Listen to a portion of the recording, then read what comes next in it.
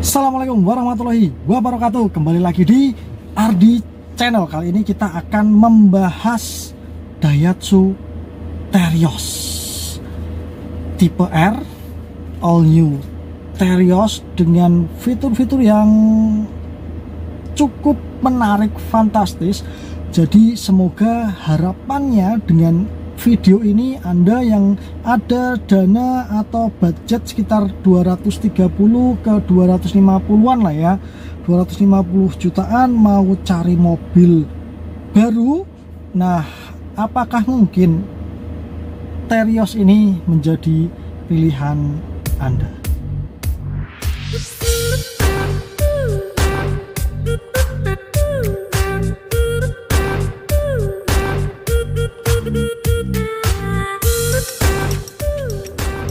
Daihatsu Terios tahun 2000 tipe R dengan mesin kapasitas 1500 cc dual VVTi, salah satu mobil yang masih RWD, penggerak roda belakang, dimana di tahun ini banyak yang sudah pindah menjadi mobil FWD atau penggerak roda depan.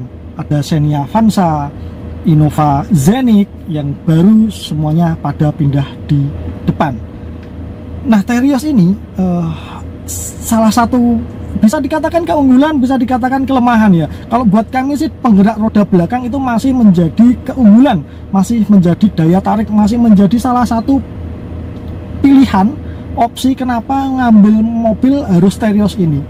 Dengan mesin yang 1500 penggerak roda belakang, dia memiliki tenaga yang ya dibandingkan teman-temannya penggerak roda depan, dia pasti memiliki power yang lebih dapat.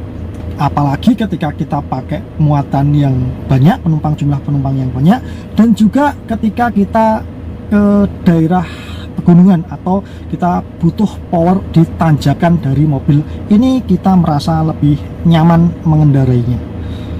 Terios tahun 2020 yang kita pakai atau kita gunakan untuk syuting ini memiliki banyak fitur yang luar biasa. Sebelum masuk ke fitur, kita berbicara bagian luarnya dulu. Di eksteriornya, di bagian luarnya, mobil penggerak roda belakang, dia punya ground clearance yang tinggi. Terios ini cukup bisa diandalkan di medan-medan, di jalanan-jalanan yang ada di Indonesia.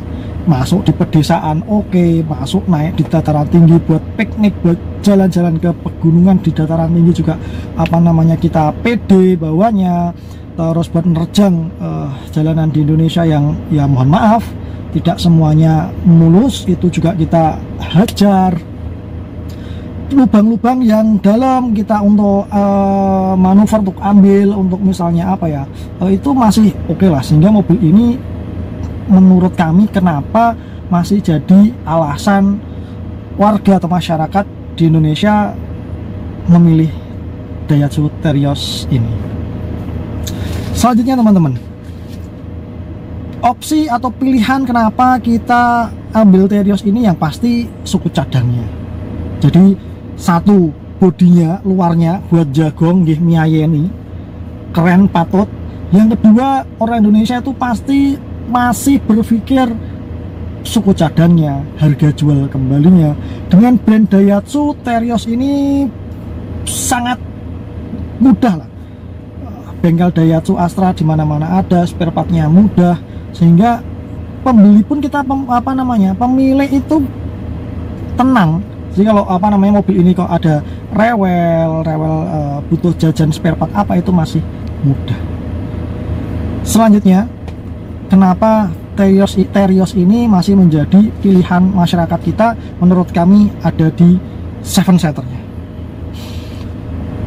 Nggak bisa dipungkiri, mobil 3 baris 7-seater ya.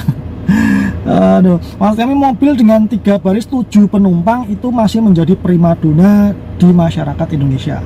Karena dengan kultur budaya kita yang pekewoh, nggak enak, pergi masa nggak ngajak yang lain, itu ya 3 baris dengan 7 penumpang itu masih menjadi opsi pilihan, apalagi mobil satu-satunya mobil pertama kali.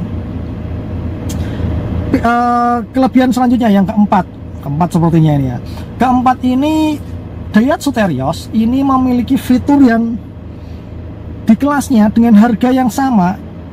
Selain dapat ganteng, dapat brand Daihatsu yang suku cadangnya mudah, 7 seater, terus fiturnya ini teman-teman. Jadi banyak fitur yang menarik menurut kami. Dari fitur keyless-nya, engine start stop-nya, tipe R itu sudah tidak usah bawa kunci kontak lagi. Selanjutnya fitur biasa ya, electric mirror itu menurut kami udah biasa.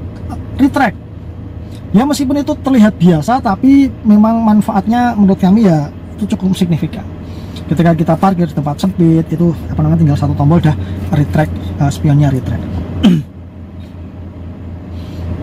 Kemudian teman-teman, ada beberapa tombol di bagian samping dari start stop engine-nya ini.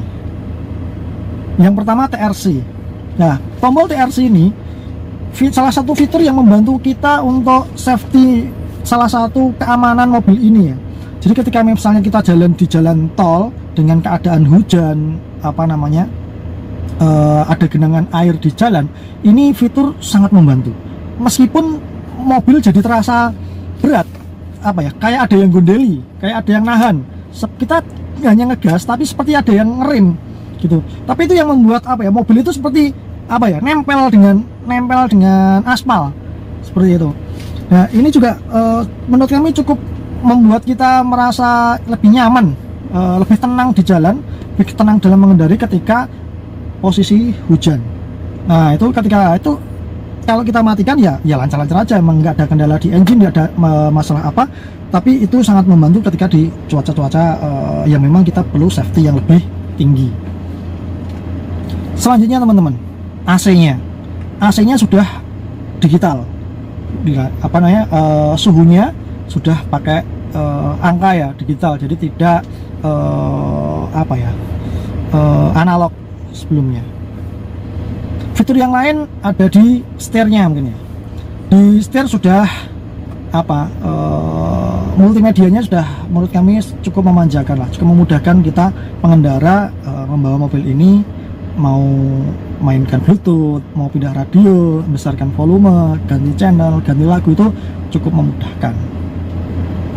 Selanjutnya fitur-fitur tambahan lain seperti USB, terus tombol 12 voltnya, itu ya hal-hal kecil tapi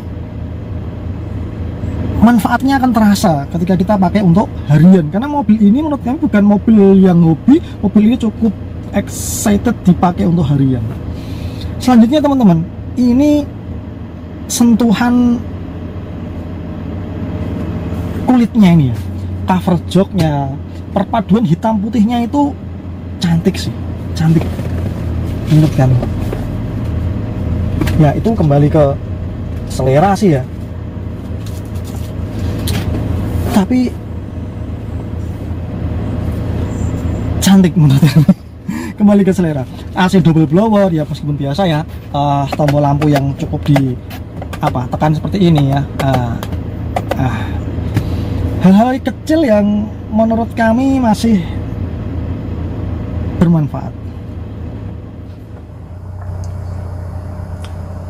Ada kelebihan, ada juga kekurangannya. Nah, ini akan kita sampaikan, kita paparkan kekurangan dari Daihatsu Terios 2020 menurut kami, yang mungkin itu bisa bersifat subjektif dan semoga sih bermanfaat buat teman-teman. Satu, ini mobil dengan gagahnya, dengan ground clearance yang tinggi, dia bodinya tinggi, siap menerjang medan yang tidak baik, betul. Tapi ketika mobil ini dipakai untuk kecepatan yang tinggi, di jalanan yang halus mulus, untuk manuver ini limbung. Ini mungkin menjadi salah satu penyebab dari kenapa masyarakat kurang begitu suka dengan mobil ini. Itu pendapat subjektif kami ya. Anda bisa sependapat, bisa tidak. Jadi mobil ini ketika teman-teman buat kenceng manuver itu limbung. Dan apabila teman-teman memiliki gaya mengendara yang kurang smooth, kurang halus, itu penumpang di belakang teler. Itu kekurangan yang pertama. Kekurangan yang kedua, teman-teman, mobil ini penggerak roda belakang 1500 cc menurut kami cukup boros. Dibandingkan teman-teman dengan anggaran segitu mau ambil mobil ini sama-sama mobil pertama ya teman-teman, mau dipakai sama-sama mau dipakai harian, itu mobil ini cenderung lebih boros dibandingkan teman-teman pakai yang sebelah yang mungkin mobilnya lebih pendek atau cc-nya lebih kecil. Itu banyak opsi yang lebih hemat BBM-nya daripada mobil ini. Itu satu limbung, dua konsumsi BBM-nya lebih boros. Jadi kalau teman-teman nggak suka atau memang sering areanya itu di jalan yang halus, sering masuk tol, kota-kotanya itu halus, luar kotanya itu jalannya halus, mungkin mobil ini bukan recommended, tidak direkomendasikan untuk Anda sih. Jadi mobil ini kalau Anda sering ke pedesaan, jalannya rusak, jalannya jelek. Jadi teman-teman kalau memang jalannya bagus, pilih yang mobil lebih pendek, cc-nya lebih kecil, itu akan lebih hemat. Selanjutnya teman-teman, yang menurut kami mobil ini disayangkan hal-hal minor itu ada di mobil ini teman-teman. Nih, ini nggak tahu kenapa mobil yang hampir 4 tahunan, yang baru berusia 4 tahunan ini, cover kulit setirnya ini kok sudah pada gelodogi seperti ini ya, sudah pada mengelupas seperti ini, tuh sangat disayangkan. Itu hal kecil yang menurut kami juga eman kok kualitas dari kulitnya ini, padahal kami sering menemukan Motoba yang kondisi setir orinya itu masih baik. Ya, itu tadi sih hal minor atau kekurangan kecil atau kekurangan atau penyebab mungkin beberapa dari masyarakat kita tidak berminat untuk ambil Daihatsu Terios. Semoga bermanfaat. Jadi itu tadi, satu limbung, dua BBM-nya tergolong boros, yang ketiga cover setirnya. Jadi kalau teman-teman untuk masalah limbung tadi ya, yang duduk paling belakang itu juga suspensinya teman-teman. Selain limbung, memang mobil suspensinya kurang nyaman sih kalau dibandingkan mobil lain sekelasnya yang mungkin punya bodi yang lebih pendek. Ya, itu semoga video kami bermanfaat. Buat yang belum subscribe, silahkan subscribe. Kalau ada yang kurang tepat dari video ini, ada yang mau diluruskan, monggo ya. Kami juga masih belajar, kita sama-sama belajar, kita sampaikan informasi yang terbuka, objektif ke masyarakat, sehingga silahkan ditulis di kolom komentar, sehingga nanti apabila ada yang salah dari kami, tolong dibenarkan gitu ya. Apabila ada yang kurang, tolong ditambahkan. Itu aja, terima kasih. Assalamualaikum warahmatullahi wabarakatuh.